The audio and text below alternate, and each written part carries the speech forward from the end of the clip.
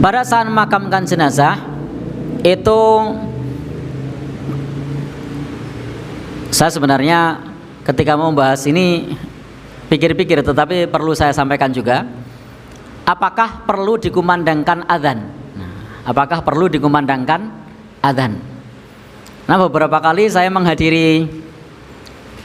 mengiringi jenazah itu dikumandangkan adzan. Sebenarnya panggilan adzan itu untuk apa? Panggilan adzan ini sebagai bentuk memanggil orang untuk sholat di masjid. Kalau kita lihat di dalam hadis Nabi, panggilan adzan dimaksudkan untuk memanggil orang sholat di masjid. Kemudian untuk apa lagi? Misalnya yang ada dalilnya, panggilan adzan sebagaimana Nabi bersabda, idza ra'aitum ghaulan fa'adzinu. Kalau kalian melihat hantu, maka kumandangkanlah adzan. Itu juga ada perintahnya. Kalau lihat hantu. Kalau panggilan sholat sudah masyhur di masjid-masjid memanggil sholat dengan adzan. Tetapi bagaimana kalau adzan di kuburan? Memang ada hadis yang menjelaskan mengenai masalah orang yang di kuburan itu mendengar suara adzan. La yazalul mayyit, mayit itu senantiasa mendengarkan, yasmaul adzan, mayit itu senantiasa mendengarkan adzan ketika dia di kuburnya sampai atau selama kuburannya itu tidak dicor atau tidak diplester.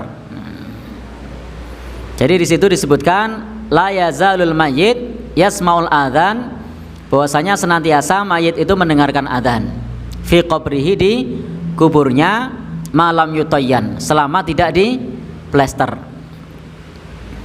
Tetapi Imam Ibnu Hajar al-Asqalani menyebutkan bahwa hadis ini isnaduhu batil. Isnad dari hadis ini batil. Jadi menurut Imam Ibnu Hajar al-Asqalani, isnad hadisnya batil.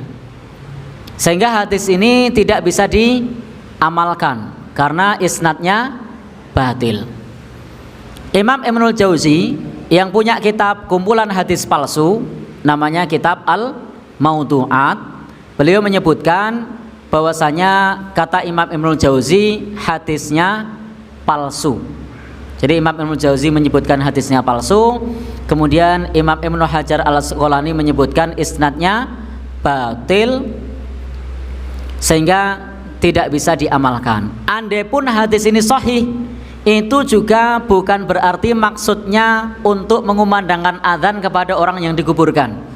Mana lafadz perintah untuk mengumandangkan adzan? Tidak ada lafadz perintahnya. Hanya menyebutkan la yazalul mayyit yasmaul adzan. Mayit itu senantiasa mendengarkan adzan. Apa ada perintahnya kalau kemudian mayit diadzani? Tidak ada. Hanya disebutkan mayit itu mendengarkan adzan. Andaikan misalnya diadzani, lalu apa manfaat untuk mayit? Nah, apakah mayitnya masih sholat? Ya, andaikan misalnya hadis itu sahih, itu juga bukan perintah untuk mengadzankan. Sebagaimana juga Nabi menyebutkan bahwasanya mayit itu masih yasma'u qur'ani alihim, masih mendengar suara sendal orang yang mengiringi jenazah. Apakah ada anjuran untuk membawa sendal ketika hadir ke pemakaman? Kan di situ disebutkan bahwasanya mayit itu masih yasma'u qur'ani alihim, masih mendengar suara sendal orang yang takziah, yang mengiringi jenazah. Apakah artinya kemudian disuruh bawa sendal? Tidak, justru malah sunnah melepas sendal. Justru malah sunnah melepas sendal. Maka Nabi pada saat ada orang yang menggunakan sendal masuk ke pemakaman, Nabi mengatakan fakhla'na laik, lepaslah sendalmu. Sehingga makruh di pemakaman memakai sendal. Sunnahnya lepas sendal, makruh pakai sandal. Padahal Nabi menyebutkan di situ mayit masih mendengarkan suara sendal. Maksudnya terompah ya. Kalau zaman dahulu kan bukan sandal, terompah. Maksudnya mendengarkan suara terompah. Kalau sekarang sandal, itu masih mendengarkan. Apakah itu kemudian bisa dipahami perintah bawa sendal? Ternyata tidak. Justru malah perintahnya, Nabi perintahkan kepada kita melepas sendal. Sebagaimana hadis mengenai masalah mendengar adzan, la yazalul mayyit yasmaul adzan. Mayit itu senantiasa mendengarkan adzan. Nah, di kuburnya selama tidak dicor atau tidak diplester. Ternyata memang hadis ini tidak sahih, tapi isnadnya batil, dan kata Imam Ibnul Jauzi hadisnya maudhu atau palsu. Dan mohon maaf, saya bukan ahli hadis, saya tidak bisa mentakhrij hadis. Saya hanya user, pengguna. Jadi hanya membaca apa yang sudah disampaikan oleh para ulama. Jadi saya hanya user, pengguna, tidak mampu untuk mentakhrij hadis, tidak mampu untuk menelusuri hadis, hanya user saja, hanya pengguna. Termasuk di sini ketika saya menyampaikan, saya hanya qari, hanya pembaca, hanya membaca kitab. Maka bisa teman-teman saksikan ketika saya menyampaikan kajian, saya selalu membawa catatan, karena saya sendiri menyadari bahwa saya ilmunya masih terbatas. Kalau kata mahfudhot, al ilmu fis sudur la fis sutur. Ilmu itu di dalam dada, bukan di atas kertas. Tetapi saya sendiri kebalik, masih di atas kertas, belum di dalam dada. Karena memang makomnya bukan makom ulama, makomnya masih pembaca. Nah, hanya membaca kitab-kitab. Baik. Sehingga teman-teman semua yang berbahagia, yang dirahmati Allah Subhanahu wa taala, itu ketika kita memakamkan jenazah tidak perlu diadzankan. Lalu bagaimana kalau diadzankan? Teman-teman semua yang berbahagia, yang dirahmati Allah Subhanahu wa taala, kalau misalnya ada yang mengadzankan, maka bisa jadi mereka dalilnya adalah kias. Karena tidak ada dalil dari Nabi Shallallahu alaihi wasallam mengenai mengadzankan mayit pada saat dikuburkan. Jadi tidak ada hadis Nabi yang menjelaskan ketika dikuburkan dikumandangkan adzan. Termasuk kalau kita membaca penjelasan para ulama. Para ulama juga menjelaskan tidak disunnahkan mengadzankan saat memakamkan jenazah. Termasuk dalam Hasyiah Ibnu Abidin itu disebutkan demikian, dalam mazhab Hanafi tidak disunnahkan mengadzankan.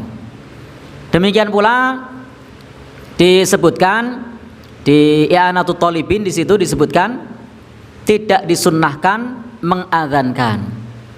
Adapun yang mengadzankan itu karena dalilnya kias, analogi. Kalau lahir diadzankan, maka mati juga diadzankan. Itu dalilnya adalah kias atau analogi. Dan kalau saya secara pribadi dalam masalah ini, prinsip ibadah yang di zaman Nabi sudah ada, sudah terjadi, maka kita cukup ittiba. Ittiba itu ngikut bagaimana dulu Nabi dan para sahabat. Karena para ulama juga menyebutkan la qiyasa fil ibadah. Tidak ada kias, tidak ada analogi dalam masalah ibadah yang di zaman Nabi sudah ada. Kalau dalam masalah ibadah yang di masa Nabi, di sekitar Nabi tidak ada, yang dibutuhkan adalah qiyas. Karena rujukan kita itu adalah Al-Quran, As-Sunnah, Ijma', kemudian qiyas. Qiyas itu salah satu sumber hukum Islam. Tetapi jika di zaman Nabi atau di sekitar Nabi waktu itu tidak ada, kita baru qiyas. Kalau di zaman Nabi, di sekitar Nabi sudah ada, kita cukup ittiba, cukup mengikuti. Nah, pertanyaannya sekarang, di zaman Nabi ketika Nabi masih hidup, pernah tidak Nabi dan para sahabat menguburkan jenazah? Pernah. Lalu kemudian diadzani atau tidak? Tidak, ya sudah, tidak perlu diadzani. Karena prinsipnya adalah ittiba, mengikuti. Beda kalau di zaman Nabi, di sekitar Nabi itu tidak ada. Maka kemudian baru qiyas. Di zaman Nabi, di sekitar Nabi itu tidak ada. Zakat fitri misalnya. Zakat fitri dengan apa? Di zaman Nabi, di sekitar Nabi, kurma. Apa lagi?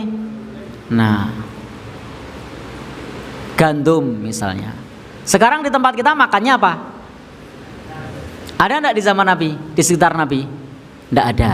Maka kemudian kita ambil lafadz umumnya, to'am, makanan pokok. Jangan ambil kurmanya, karena kalau ambil kurmanya enggak ada yang zakat fitri. Karena di sekitar Nabi tidak ada yang pada saat itu mengkonsumsi beras. Andaikan waktu itu mengkonsumsi beras, to'amnya juga beras. Contoh lagi yang di zaman Nabi tidak ada, itu bisa kias. Hukum merokok. Di zaman Nabi ada enggak? Enggak ada. Rokok di zaman Nabi enggak ada. Sehingga kita tidak bisa apa pendapatnya Nabi tentang rokok, ya enggak nemu. Apa kata ayat Al-Quran tentang rokok, ya enggak ketemu. Apa kata khalifah yang 4 tentang rokok, ya enggak nemu. Karena memang tidak ada di sekitar Nabi. Maka kalau tidak ada di sekitar Nabi, maka kemudian yang kita pakai adalah kias atau analogi. Yang kita pakai adalah kias atau analogi. Analoginya bagaimana? Contoh tentang masalah rokok. Karena di zaman Nabi tidak ada, di sekitar Nabi tidak ada, maka dalilnya adalah kias. Karena dalilnya adalah kias, maka kesimpulannya bisa berbeda. Satu ulama menyebutkan haram, ulama yang lain menyebutkan makruh misalnya. Kenapa? Karena memang hukumnya adalah menggunakan analogi atau kias, sehingga produk hukumnya bisa berbeda. Dikiaskan dengan apa misalnya? Dikiaskan dengan ayat-ayat Al-Quran yang menjelaskan misalnya wa yuharrimu alaihimul khaba'is, Allah mengharamkan yang buruk-buruk. Rokok buruk enggak? Oh buruk. Kemudian apa lagi? Dikiaskan dengan ismuhuma akbaru min naf'ihima, bahayanya lebih besar daripada manfaatnya. Dengan khomer, oh rokok bahayanya lebih besar daripada manfaatnya misalnya. Sehingga kemudian menjadi sebuah kesimpulan, karena memang itu produknya adalah kias. Contoh lagi pembahasan yang di zaman Nabi tidak ada, bayi tabung. Zaman Nabi ada enggak? Enggak ada. Jenengan mau cari di Quran enggak nemu, mau cari di hadis enggak nemu, mau cari perkataan sahabat enggak nemu. Maka produk hukumnya adalah qiyas. Jadi qiyas itu kalau kita enggak nemukan, maka dalam masalah mengadzankan jenazah itu kita lihat, pernah enggak Nabi dan sahabat memakamkan jenazah? Pernah. Kita tinggal mencontoh. Tapi kalau ada enggak di zaman Nabi rokok? Enggak ada. Enggak ada yang bisa kita contoh. Maka butuh qiyas. Ada enggak di zaman Nabi bayi tabung? Enggak ada. Karena enggak ada, maka kita butuh qiyas atau analogi. Baik. Demikian pula Imam Ahmad pernah mengatakan walaisa fis sunnati qiyas, dan di dalam sunnah itu tidak ada qiyas. Kita cukup ittiba, mengikuti. Tetapi kalau perkara-perkara yang baru, yang kontemporer, kita ingin melihat bagaimana hukumnya, maka itu butuh qiyas. Baik, kita lanjutkan. Jadi kesimpulannya bagaimana? Mengadzankan mayit yang mau dikuburkan, kesimpulannya tidak ada tuntunan dari Nabi dan para sahabat. Adapun yang mengamalkannya itu dalilnya bukan dari Nabi, bukan dari sahabat, tetapi analogi. Baik. Dianalogikan dengan apa di situ? Kalau lahirnya dikumandangkan adzan, maka matinya juga adzan. Itu kiasnya begitu. Kalau saya secara pribadi jelas di dalam masalah ini kita tidak perlu kias dalam masalah ini loh, kecuali dalam masalah-masalah yang di zaman Nabi tidak terjadi, itu baru kias.